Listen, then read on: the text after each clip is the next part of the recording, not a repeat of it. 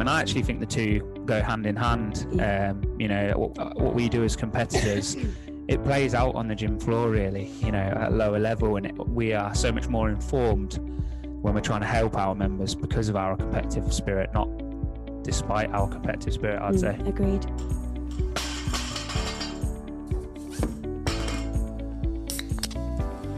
What's up guys, it's Tom from Chalking Fitness. Thanks very much for tuning into the podcast. If you're not already, please do follow Chalking Fitness on Instagram @Chalking Fitness, where you'll come across loads of news and content relevant to the UK-centric CrossFit and functional fitness community. Additionally, do make sure you subscribe to the new Chalking Fitness newsletter. There should be a link in the show notes, but you can also find that on the bio on Instagram. But for now, do sit back, listen up, and enjoy this episode.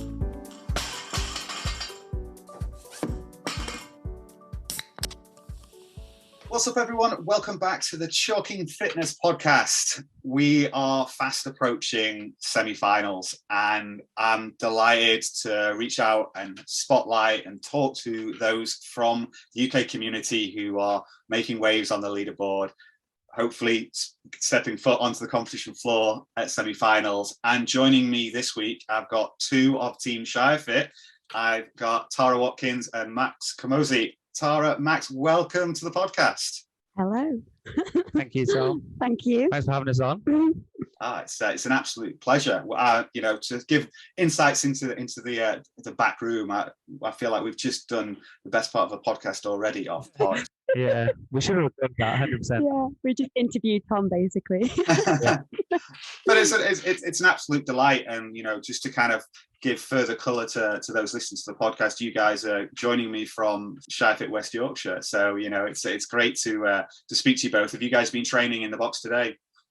Yes, it's our first day and hopefully semi-finals prep. Yes, that's our first day in. Tough day at the office for sure.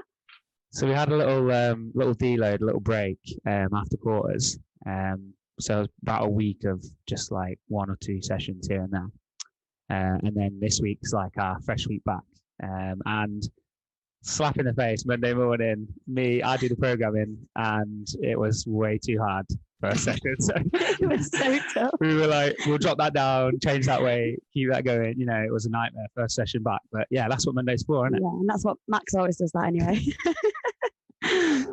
Yeah, there we go. And I think that's the thing is, so just further, we're recording on April 18th, I believe, which is the day that kind of CrossFit said they would finalise the team quarterfinal leaderboards. And you guys are sitting in 29th place. So, kind of like you say, ramping up for you've got to prepare as things stay as they are, which, all being well they do. And, you guys are getting yourselves ready for one of the European semi-finals. Absolutely. I mean, like, I can't tell you how many times we've been asked, like, which one are you going to, Lowlands or London?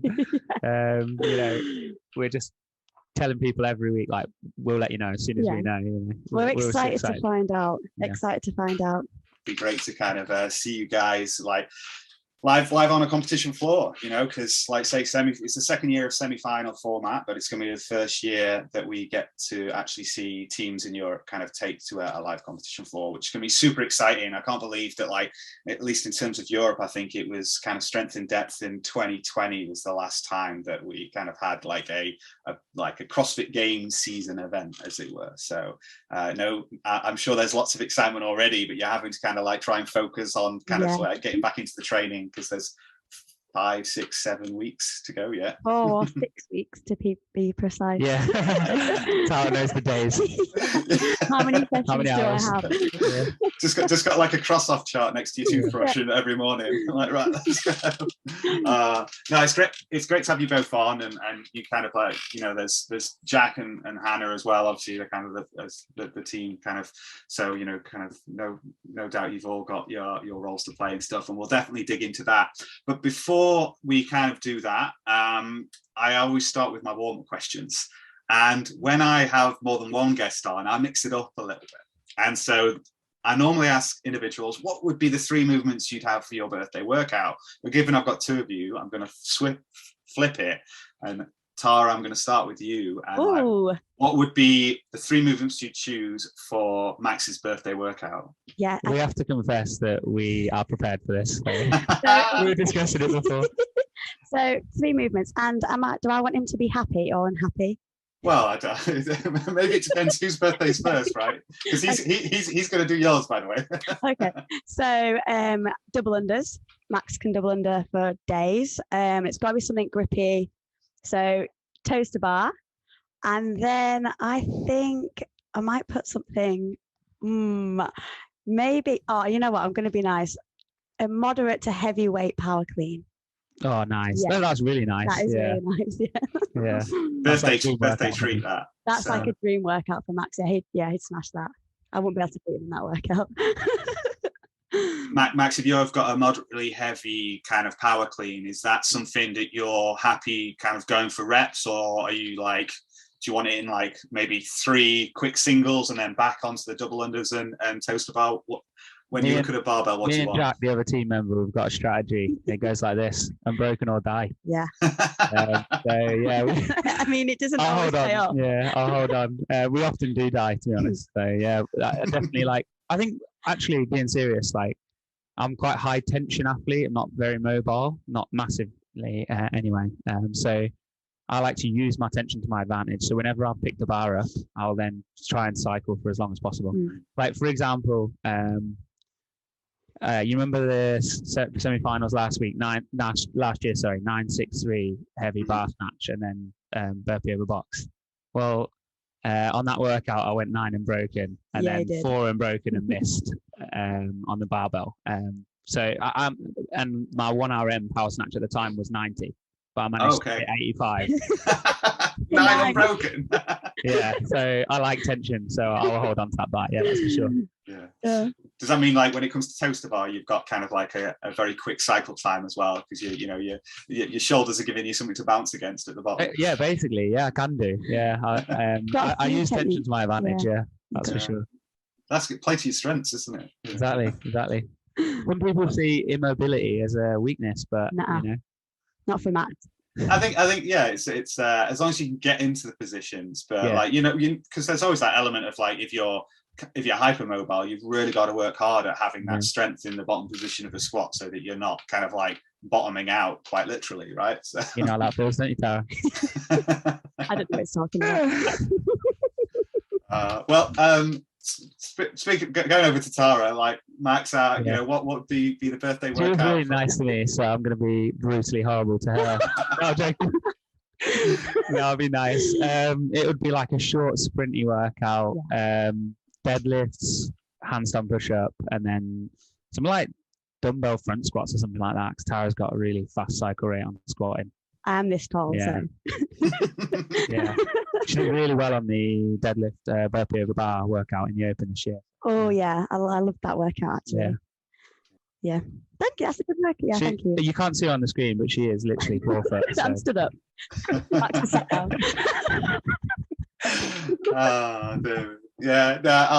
Is that like with respect to like deadlifts, is that just, I mean, if you worked hard on, and you were talking about mobility and stuff and maybe being overly mobile, is that something you've like worked hard on to become kind of proficient and confident with like a heavier barbell, especially in things like squats and stuff?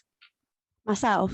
Yeah, so we've actually done quite a lot of work on deadlift capacity. So it was actually the part of the programming that I was in charge of in this season. My actual heavy deadlifts, so my 1RM's actually pretty povo. But we've been doing a lot of work on like volume, because I used to be a back loader, so my hinge wasn't very good, and I'd always find that my back would blow up in workouts. So we've fixed my hinge. We've done a lot of work on internal, external torque, working through those chains, and then building the capacity back up. So I actually feel deadlifts in my hamstrings now, which is taken a long time. So yeah, we've actually really, really hammered it. And so I was excited when I saw that, because I was excited to test. Her cycle rate is just unbelievable. You know, we've done workouts in training for the open where I'm going as flat out as possible. And like, I'm nowhere near. It's a set of 9 deadlifts and somehow she's off 4 before me. I think it's only 9. Crazy, yeah. So I can only imagine that like the building up that kind of like capacity and endurance in the posterior chain has massive carryover to so much, whether it be kind of like, you know, hang power cleans, kettlebell swings, anything like that, especially like say building the like working on the mechanics so that kind of the, the posterior chain is doing a lot of the work. It's a great one to have. And as much as like 1RMs are good for Instagram, when it comes to kind of like CrossFit as a sport and as a methodology, actually that capacity is probably more useful. Absolutely, completely agree. Yeah, paid off in the open. We'd done that workout the same, 1 to 10 up. Deadlift. Oh no, it was deadlift and handstand push-up we did. And then we did burpee over bar and deadlift, but a heavier bar on the way down. So we did the deadlifts at like 140 for males and what is it? 100? I did 100, yeah. On the way down. So we'd done that capacity of deadlifts and heavier before we hit that open workout. So we were all pretty confident with that one. Yeah. I think it's a lovely, I say lovely in inverted commas, that rep scheme of like 1 to 10 and then back down, like ascending, descending ladder. And I don't think it's like, so I follow CrossFit Linchpin very loosely at the moment. I love it. Pat Sherwood. Yeah. And he does a lot of that. He has been doing recently. And given he's good mates with like Adrian Bosman, I can't help but feel it's not a coincidence that like, you know, to see that type of rep scheme coming in. But like, yeah, you can mix it up so much. Like I think I did it the other week with like thrusters and burpee over bar. Like that was. Ooh, I love that. Were you hating yourself that day or something? But like dream workout. But I mean, yeah, give it a go. But it's the same. Like I mean. That same kind of like you get onto like whatever round you maybe get onto, round 5, round 6, round 7, on the way up, you look up and it's only 3 minutes and think, like, you know, I've massively overcooked this. But you can do the kind of same because it's kind of like it gets you into that kind of false sense of security because you do those really small sets at the beginning and then you don't realize you've done a quarter of the workout at that stage. That's it, isn't it? I think that deadlift one, I think if you got to the 8 the second time, I think you'd completed, was it 80% of the workout? Have I ever got that wrong? Make us look bad here, Tara.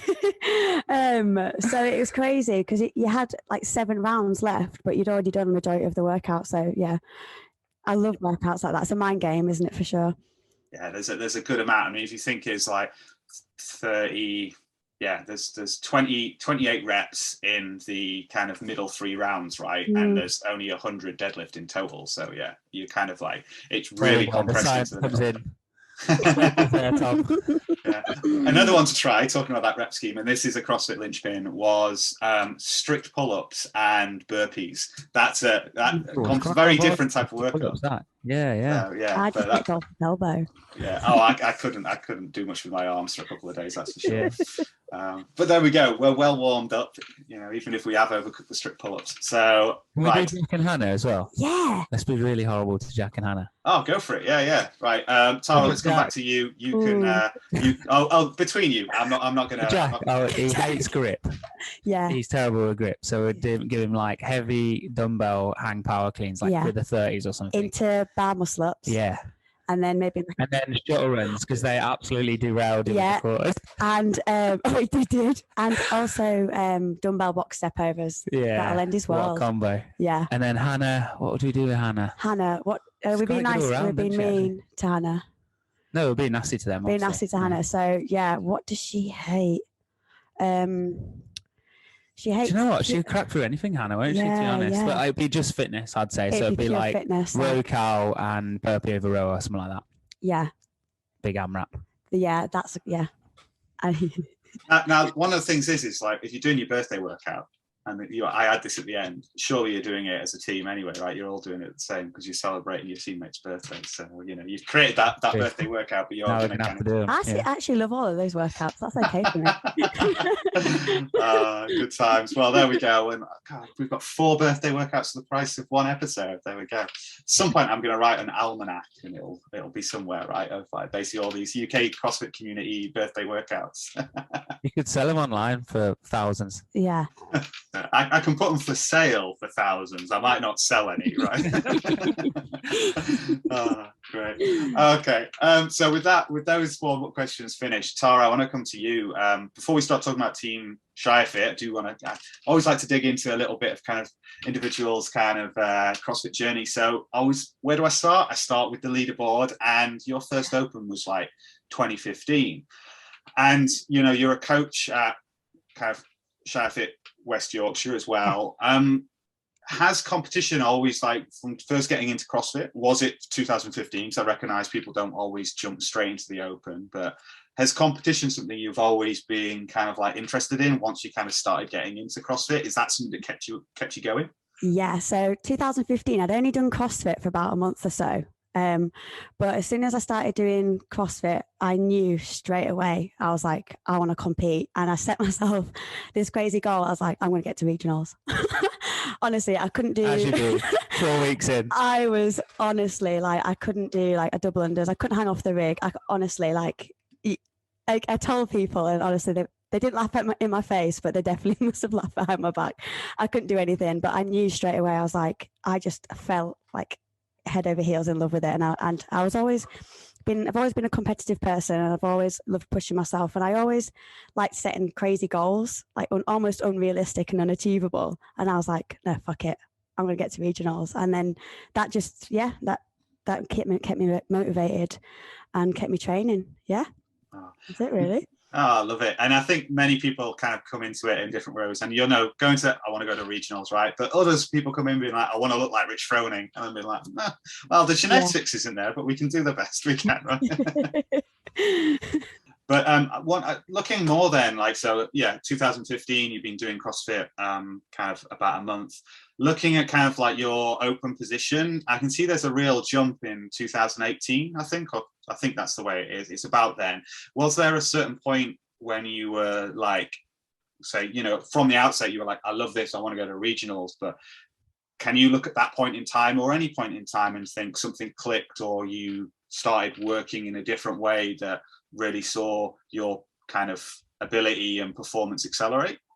Yeah, so the job I was working at the time, I did work in a gym, but I was working like full on hours. So I used to train like in the morning at like 4 o'clock. And then I used to train when I shut the gym, and I'd train afterwards at about 9 p.m. And really, I shouldn't have been training. I didn't have no right to be training that much. And that's probably why my progress was quite stagnant. And I was training on my own as well. But then eventually I got a job in a CrossFit box. And that's when a lot of things changed. I was still working quite a lot, but it allowed me to train like during the day and also train with other people. So that definitely helped with my progress. And then also, I think it was probably the year where I started to get better at gymnastics. So I got my first muscle ups, started to do butterfly chest to bar, things like that. And I think that's what really was like my breakthrough, because that was like always holding me back. And it did take me as you can see, a good few years to get there, because I wasn't getting the coaching and I wasn't having that proper time to train, and I wasn't training with the right people. So I think that's why I made so much progress in that space of time, was because of that, really.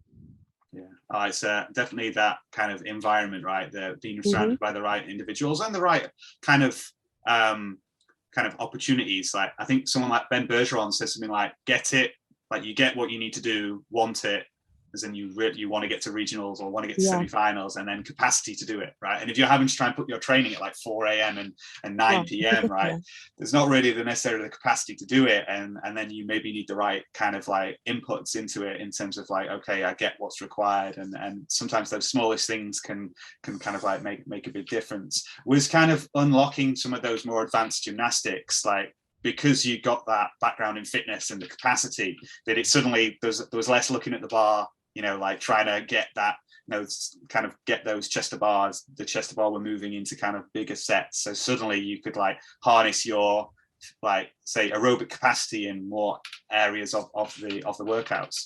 Yeah, absolutely. Because I worked so hard on my fitness, and I could never showcase off my fitness because I was always slowed down by a gymnastic obstacle. So, for example, if it was a high volume of chest to bars or there was a muscle up in there, then I could like, never showcase how fit I was, because those things were always holding me back. And I got to the point where I was actively going after those things. And I think beforehand, because I wasn't getting the coaching, I was sort of just like pissing about, shall we say, like aimlessly trying to get a muscle up, but I wasn't doing the prerequisite work to get there. I would just try throw myself over the rings. And then I got a coach. So I started working with tailor-made programming, so Sam Henderson. And that's when I started to see more progress, because I was actually doing a lot of strength work, a lot of technique work, banded work, and then having coaching. And also an old coach I used to work with, Alex Heslop, shout out there. Yeah, Big Al, we call him. Started getting a lot of coaching from him. So it was probably seeking help from others that actually helped my progress. It wasn't so much from me. It was getting the coaching that I needed from other people. Nice. I'm sure that echoes with many people. Max, doing the same thing for you, like 2013. So you've been on the scene for a fair amount of time. Coming up on a decade next year. Not to make you feel old, but ShireFit West Yorkshire opened in 2019, I think. Is that right? So, like, where's your journey with kind of CrossFit? Were you at another box before that, kind of in fitness more generally, kind of like Tara was mentioning? Yeah, so I started off at Reba CrossFit Tyneside with Jordan Wallace. Okay.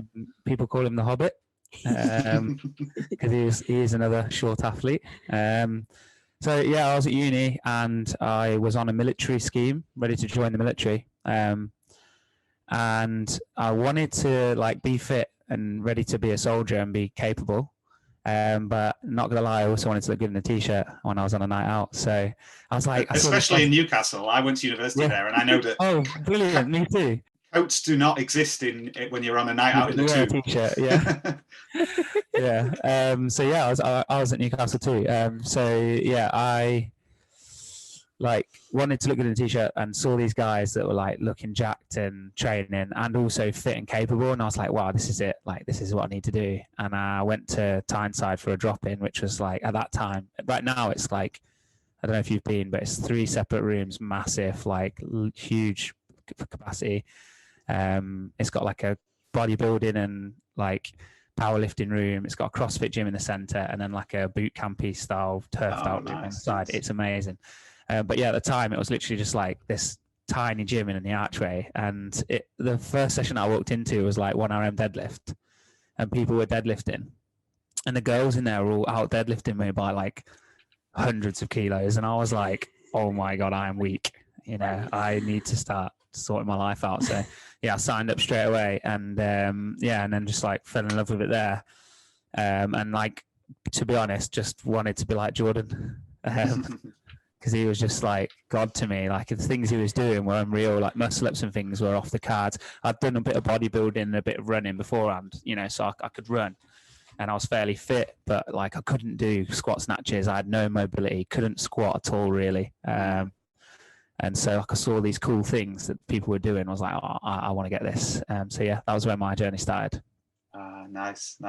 I mean, so no doubt, like, opening your own facility in 2019, it's a massive kind of undertaking, kind of like, you know, business undertaking, a lot of responsibility. But it was, so you came 18th in the UK in the Open this year, right? So you're still, well, I say you're still performing well. I mean, you know, the competitive field in the UK is growing every year. So I think to be kind of anywhere in the kind of top 200 is phenomenal, and not to do a disservice to those below the top 200 as well. But like, have you had to learn over the last kind of, especially over the last few years since opening ShireFit West Yorkshire, to try and keep that balance right between working on your business, but equally, I guess you've still got to make sure you're feeding your own personal passion of kind of training as well? Yeah, absolutely. Yeah. Yeah, so God, that year 19, we actually opened like the last couple of weeks of the Open, and I was trying to get a workout in at CrossFit Leeds down the road, because Mike Rawlinson, who owns that, was like a legend and was like, whilst you're setting the gym up, if you want to come and train with us, like you can. What a really nice guy, you know, given that I'm setting up a gym down the road from him. And so I was trying to do the workouts there, trying to do the workouts here, trying to get the gym ready on time. And obviously I didn't do very well, you know, in that Open, like I wasn't ever going to. But then since at that time I did 8 months, standard CrossFit stuff. I did 8 months by myself, every single class from 6 a.m. until 9 p.m. Clean the gym floor, was the coffee man, was the stockist, was everything for 8 months. And then it was only when I really started investing in a team, and the business became more profitable, that I could start to lean into my training a little bit more. I'll be honest with you, I didn't try and do both because I don't think you can. It was always a sacrifice for me. I was like, I'll work my ass off now for the gym so that I'll be in a position to support my training and compete in the long run. And that's kind of how it's turned out, to be honest. And my training's got so much better since I've got likes of Jack and Tara to join the team. We can split the workload down in the gym, and I actually think the two go hand in hand. What we do as competitors, it plays out on the gym floor really, at a lower level, and we are so much more informed when we're trying to help our members because of our competitive spirit, not despite our competitive spirit, I'd say. Agreed. Oh, that's awesome to kind of hear. And it's interesting, you were like, you kind of acknowledged that, for a good, year or two that you weren't going to try and do both. I was reminded of chatting to Netta Tucker. So her and Matt I know her as well, actually. Yeah, awesome. Yeah, we've done some seminars together because she used to train with Jack, who was the founder of ShireFit. So yeah, there we she's go. wicked, and she's an absolute animal as well. Well, yeah, I mean, she's kind of semi-finals individual qualification, and got age group qualifiers, age group quarterfinals coming up this when we're recording, coming up in a week. So that's really exciting. But having spoke to her, she was like, my focus was on setting up CrossFit Nidus. Her and Matt set up CrossFit Nidus, and wasn't trying to do both. But then once that was going, and again, they have a coaching team and they've got that business mind of like, right, what are the essentials we need to get in place to make sure the business is running well, that then you kind of like are able to kind of funnel some of your energy back into your own training, and be surprised at how that can then just kind of accelerate off. And whether it be about making sure you can you're not worrying about whether you can keep the lights on in the gym, or whether there's someone to coach the 6 a.m. class, if those things are well kind of grounded with like a business, it means you can put some of that kind of mental energy into your own training, right? Because we know that CrossFit is as much mental as it is physical when it comes to training. Absolutely, yeah. And I just didn't have that level of like fight and desire in me when I was doing all of that work, with setting up the gym. So I did train and I did do CrossFit, but I just removed the emotional attachment to like the training. I was there to move, enjoy it, work on my technique, and like get better at a few things. I actually used that as opportunity to work on things like Tara discussed, like cycling, butterfly chest to bars, and skill work. So I remember distinctly looking at workouts like you described for your birthday one or whatever it was, thrusters and burpee over bar, and thinking like, no, I just haven't got that in me today. And instead I used the time to work on skills, work on mobility, and just do what I could. And actually it probably was a good turned out for a good thing in the end, because it made me work on things that I needed to. No, definitely. And I think it's one of those, like a lot of those things you described there, you can't rush, you can't cheat, whereas you can just ramp up your intensity and get your capacity and your your aerobic endurance and stuff back up, like let's call it competition ready. But kind of like whether it be strength or mobility, they're things that have to be built over time. So perhaps it was like a silver lining to be able to kind of put make long-term deposits in the fitness bank, as it were. Yeah. You were talking about a team there, but you were talking more from like Tara and Jack from like a coaching aspect. But obviously your team ShireFit, right? You've set out your stall. I think it was like July last year. You got the Instagram account right as well, and it was But the four of you, so yourselves and kind of Hannah and Jack, you're not unfamiliar to training with each other, right, and competing with each other. But at what point did you have to kind of sit down and have like a real commitment? I mean, did you sign a piece of paper? I mean, how's it work? I mean, sorry, I'm being kind of like flippant there, but like there is, you laid out your stall as a team. You all take your training seriously as individuals, but did you guys kind of sit down and really kind of talk about how you were going to make team your primary focus at some point? We did actually, didn't we?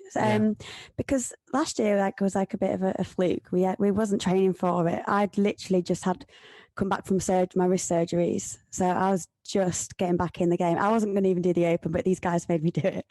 And then we just had a great time. And we just thought, you know what, like, shall we commit? Shall we actually be a team? Because before that, me and Jack had done some competitions together in the past.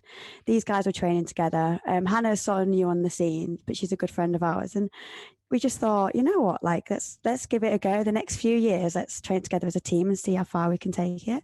Yeah, I think Hannah was a spark. Yeah, we needed the we invited her ex-partner now over to train with me and Jack at the time, and then Hannah sort of came along as a byproduct with him.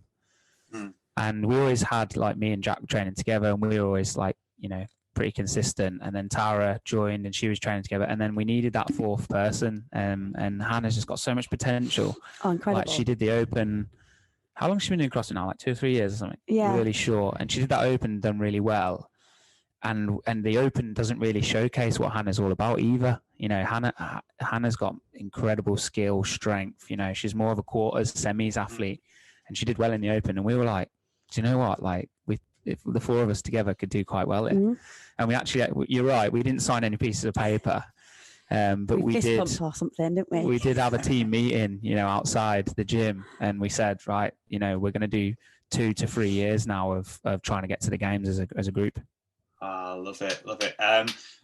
Max, you mentioned it, you know, you've had a focus on the business, and now, you know, we're over, I can't even remember when in 2021, like, facilities were able to open again, but you know, you're kind of trained, you've now got to be able to focus on your training a little bit more, and that's apparent in both your individual performance and the team performance. But have you noticed that, like, the type of training you're doing, because there's a focus on team, has changed as well? Because what we're seeing now, even at the quarterfinals, it's about, like, synchro, whether it's synchro burpees or live competition, there's inevitably going to be worms and stuff like that, or synchro gymnastics. Have you noticed a real change in, like, what your weekly programming looks like?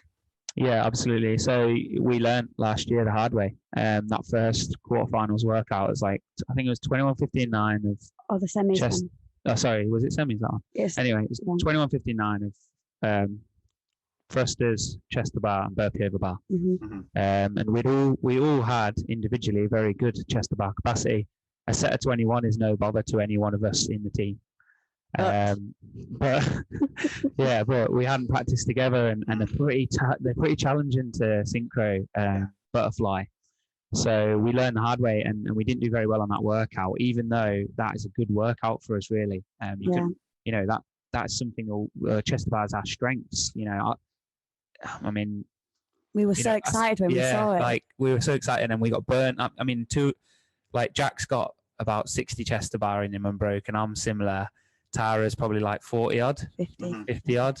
Hannah's probably around that mark. So 21 we should be able to reel that off. Yeah. And we learned the hard way that actually it's all about being more of a team and working together. So we then dedicated parts of our programming to synchro, toes to bar, synchro, chest to bar, whatever it was.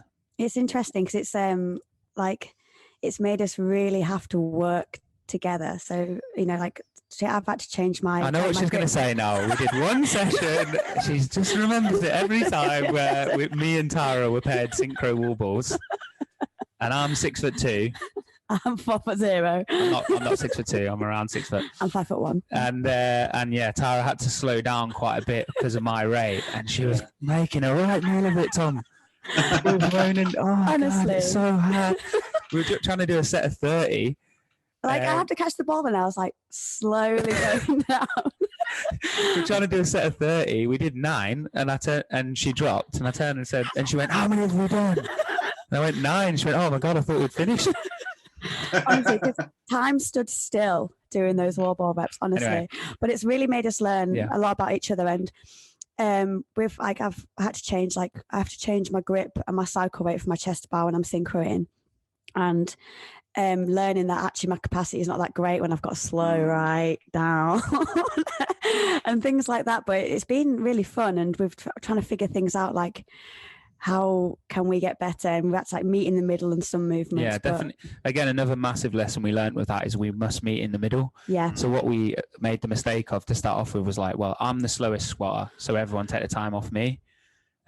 Or Tara's the fastest chest to barrer, So, sorry, I'm the slowest chest to bar. So everyone take the time off me, but that doesn't work. It makes the rest of the team much worse. So what we've had to do is meet in the middle. I've got to get a bit faster. The rest of the team have got to get a little bit slower, and then we meet somewhere around the middle mark.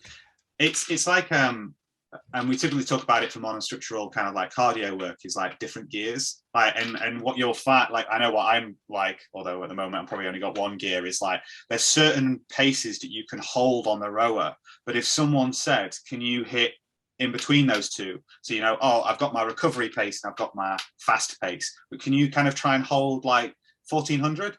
Not for the life of me. I could hold 6. Well, I can't, but I'm talking hypothetically. But and it's because you've got those like different gears, and like someone like what's the guy? I can't remember his name off the top of my head. But it's all about, you got to train that gear. Yeah. Hinshaw, I think you're on about. Chris Hinshaw. Yeah, you got to train the gear, and so then it's about then finding a new gear. And I think that links into something I've spoken a lot about with team athletes, is that by training as a team, you become such a better individual athlete because you open up all these different gears that you didn't used to have. Like the variation in movement pattern has been huge for me. I've been doing CrossFit over a decade. Thanks for pointing that out. And you get stuck in like the same old routine, really. And like things like trying to keep up with Tara, I've had to widen my stance maybe on deadlifts. I've had to widen my width that I would usually pull up at. Things like that. But they've taught me how, if I need to be faster, I can be faster now. Got tricks in the back pocket there. Yeah. And what else is like what else has been really interesting is that we're different types of athletes.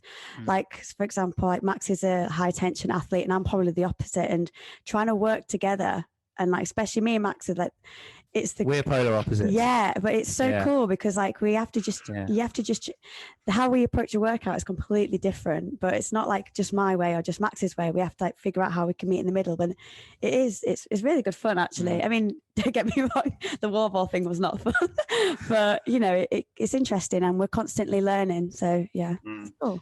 I love to hear you guys reflecting on that, and I think for far too long the team competition gets like a lower spotlight to say individuals.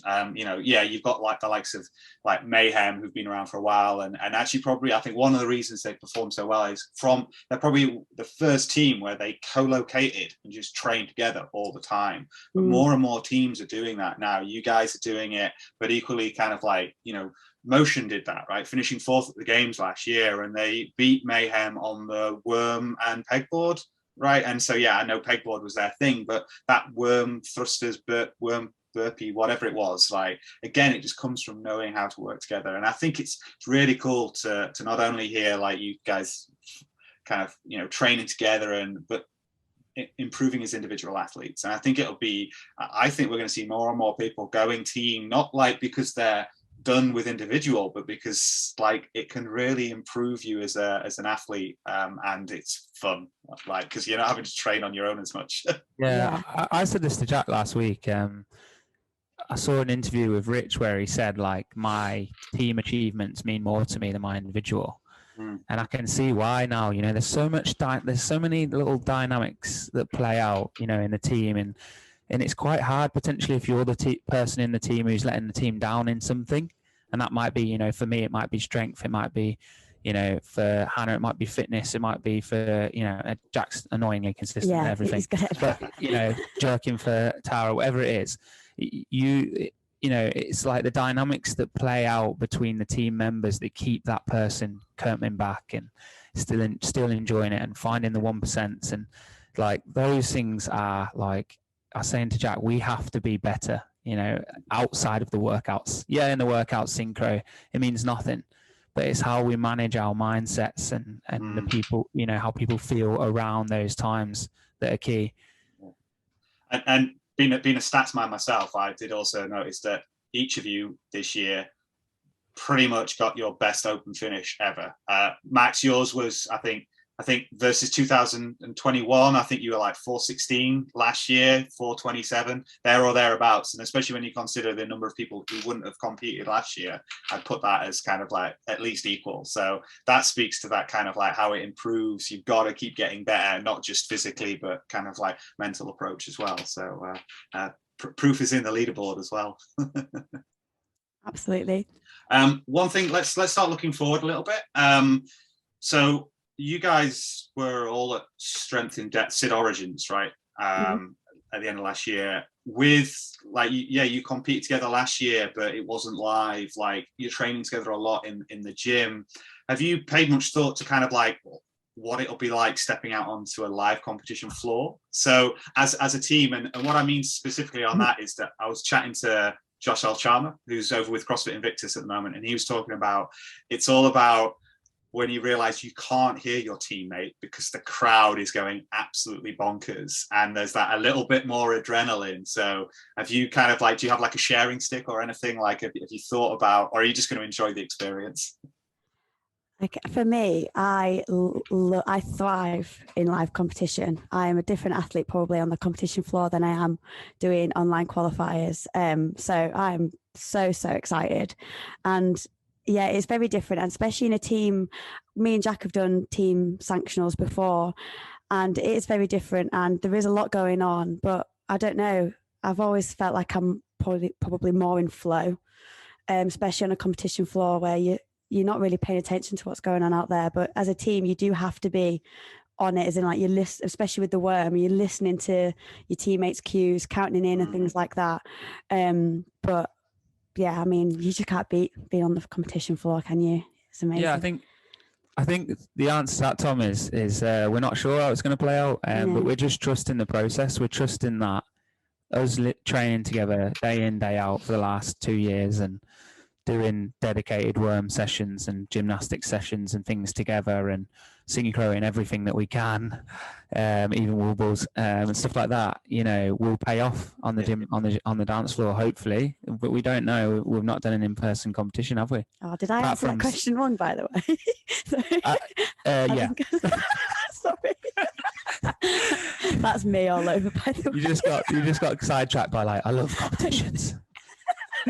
So no, we're not sure, but I mean, we did a little bit together on the SID Origins weekend, which was great, by the way. We absolutely loved that. Wicked, yeah. So yeah, we're just going out to enjoy it. I said to the team this week at start of training, like, we've got nothing to lose now. We've made it semi-finals. That was our goal for this season. And we're just going to go and enjoy it and try and do the best we can. Yeah, and that's important at the end of the day, right? It's that, you know, it's about kind of still enjoying those experiences. And I think both, you know, to kind of save you from feeling like you didn't answer the question properly, Tara, but like linking it with kind of what Max said, right, is that you do years of training, right? And when, you know, you do end up in that kind of when it's you know, the adrenaline's pumping, you automatically fall back on that training. So you're not having to consciously think about it because you've ingrained the behaviors, you've ingrained the team ethic. And so when you describe like getting in the flow, getting in the zone, well, by training as a team, you're starting to kind of create that team zone, that team flow, right? So it won't be kind of I'm sure it'll line up perfectly. And even if it doesn't, it's an experience. And you've described that this is about 2 to 3 years of commitment to get to the games, and that every year is an experience that you can build upon.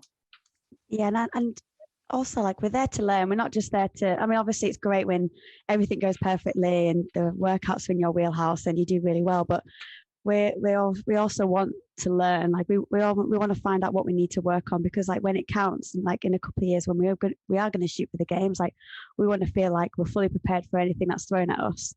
So yeah, be good. Nice.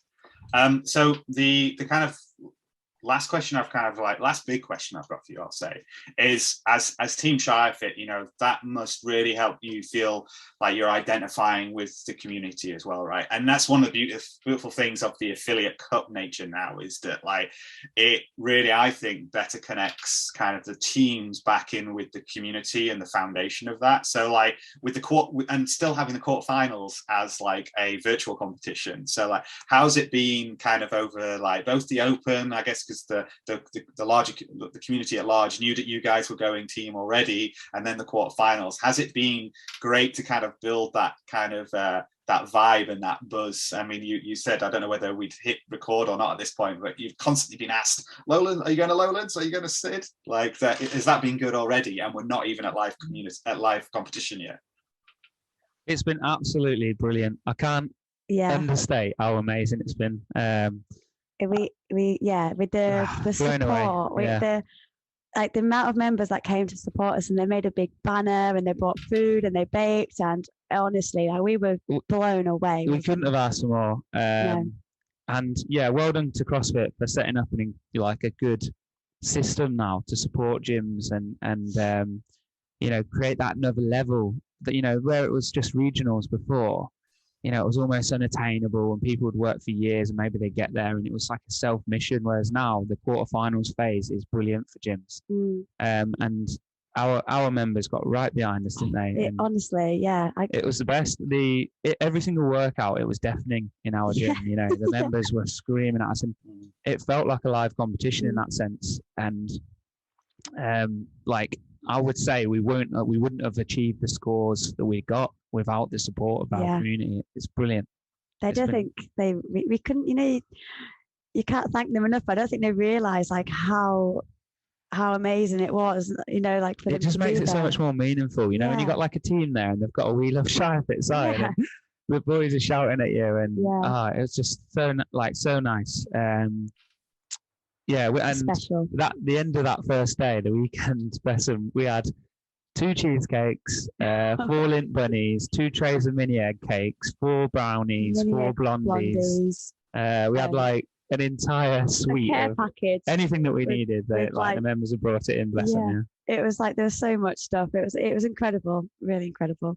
Oh, brilliant! And it's nice to hear that, because I look at it a bit more like the wider community and go, oh yeah, this is great, because it kind of creates like a 5-week open. Yeah, you're not having to try and get all your community through 5 weeks of the open, but it's more that kind of you can make an inclusive 3 weeks, which everyone can get behind, and it's like the novelty doesn't wear off, and your injury rate isn't too high if people trying to throw themselves into workouts too heavily. You can get back to programming for the majority of members, but then some get to do the individual, and then some get to do the teams, and it kind of it's that it creates a crescendo, which this year we get to kind of continue with live competition.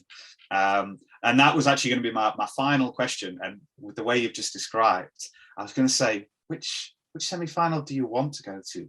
Strength in depth or Lowlands Throwdown? So we purely for the support reasons have all said we want to go to strength in depth, because we think that more of our members will be able to attend. That being said, one of the members, brilliant guy in our community, Rob, then put a post on the members group saying, depending on where the team are going, we want to sort out. By the way, that's my dog whimpering in the background, so that's not me. He put a post on saying, depending on where the team go, is anyone interested in, coming? And if you want, comment below Amsterdam or London. Yeah. Enough, Bernard. Amsterdam or London. Comment below. And so many members commented to say they would come to Amsterdam to watch us. We, unbelievable. We didn't think that people would want to travel that far, but lots of people said they would. So, and I guess with London, it's a home crowd. So we're obviously UK team. So but and I've done SID before, so it's quite nice to go somewhere different. But then it was fantastic, so I'm more than happy to go back. So we were all sort of happy with either. But London was just because of the support that we would have. But it looks like we'll have it either way. Yeah. I think both will be phenomenal, right? And I completely get home crowd. The buzz will be amazing, and will be specifically kind of I guess UK centric, right? But I'm sure you'll have an amazing experience at either, and great to know that some of the community are willing to travel over to Amsterdam. Anyway, we've all been pretty stationary for a couple of years, so everyone's ready just to kind of hop on a plane or on a ferry, right? So there we go. Oh, brilliant. Well, Tara, Max, I could carry on chatting to you for ages, but it does sound like Bernard's had enough. So I want to thank you both for a great chat. Congratulations on, reaching semi-finals, which is your goal for this year. Love hearing the experiences you've had, and the kind of it sounds like you're kind of having a great time, but obviously you're working hard and there's more work to come. So I also want to wish you the very best for training and for stepping on the semi-final floor. Thank you so much. Thanks for having us on. It's been lovely. Yeah. Thank you.